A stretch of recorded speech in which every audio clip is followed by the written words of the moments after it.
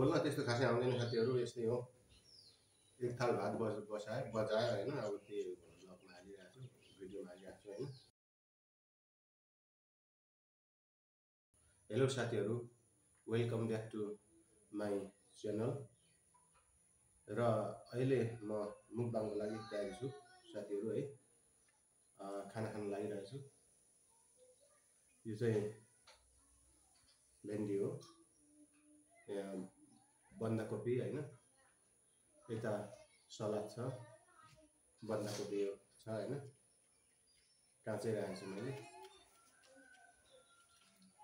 र खाना गइरहेको छु साथीहरू है त।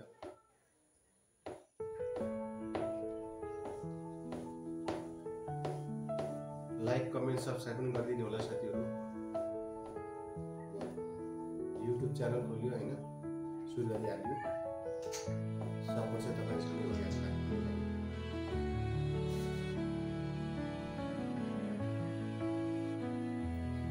यसमा नुन छर्किने होइन, यस्तो पाराले।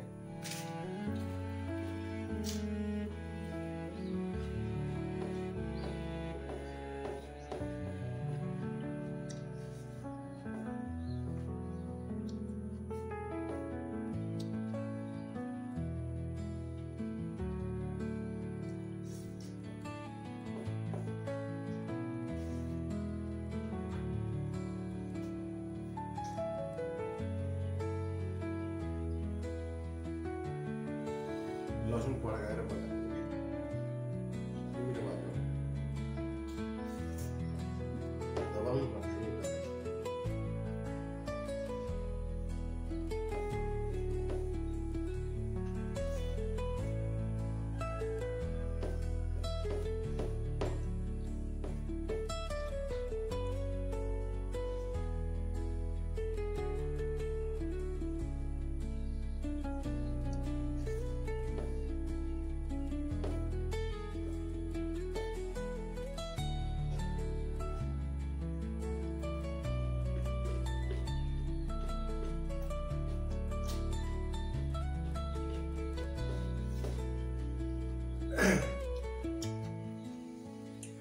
सलादमा चाहिँ बिर्यानी छर्किएको, बिर्यानी साह्रै सजिलो हुन्छ।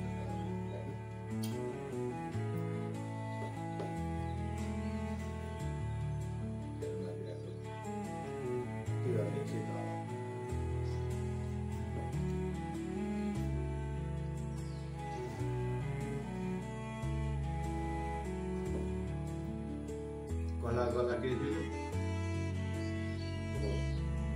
स्पेसल कला भन्दै हो। एक थाल कस्तो क्याम्प बजायो।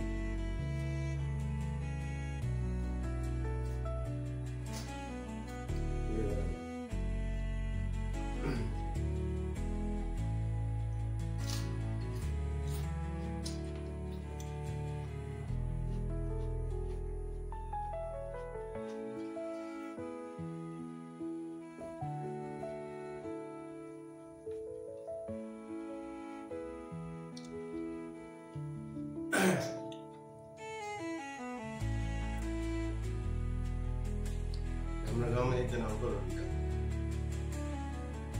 अनि छोराछोरीलाई एकदमै काम गर्दै रहेछ होइन। त्यसो भने चाहिँ उहाँले भन्नुहुन्छ छोराछोरीलाई सिप्न साप रुप्न राख भन्नुहुन्छ होइन। सिप्न साप रुप्न राख, गला नगला होइन, छैन के जानेको यही हो। एक थाल वस्तु रिङ्गे सब्जीहरू राख्ने भिडियो ल भन्दै राख्नु होइन।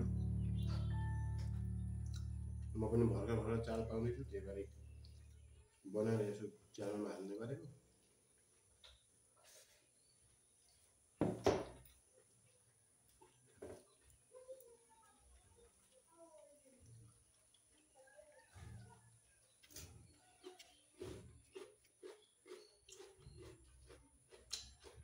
एकदम हेल्दी फुड है यो साथीहरू, एकदम हेल्दी फुड हो।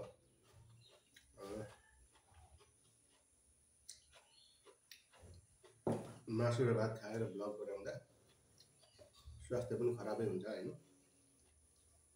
मासु र भातको भिडियो सधैँ खाएर लाउनै पर्यो, भिडियो छुटाउनु भएन, नभए युट्युबले फ्याँकिदिइहाल्छ हैन।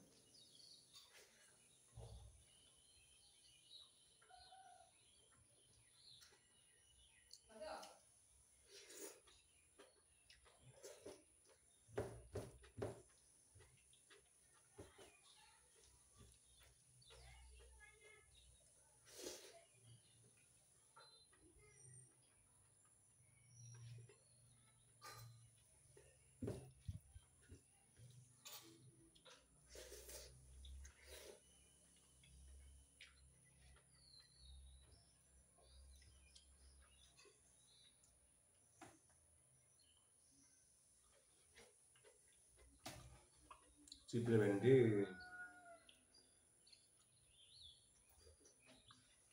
साह्रै मिठो भएको।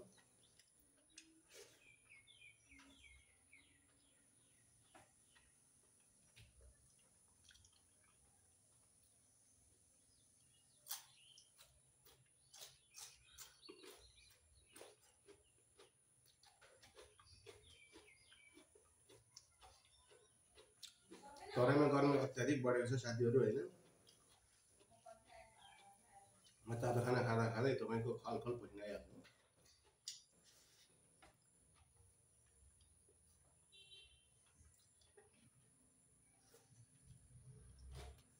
फेन लाउँदा पनि एकदम तातो हावा छ हैन।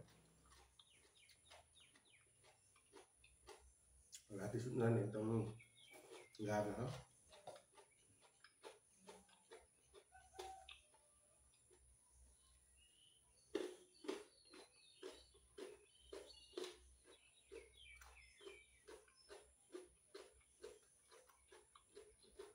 अब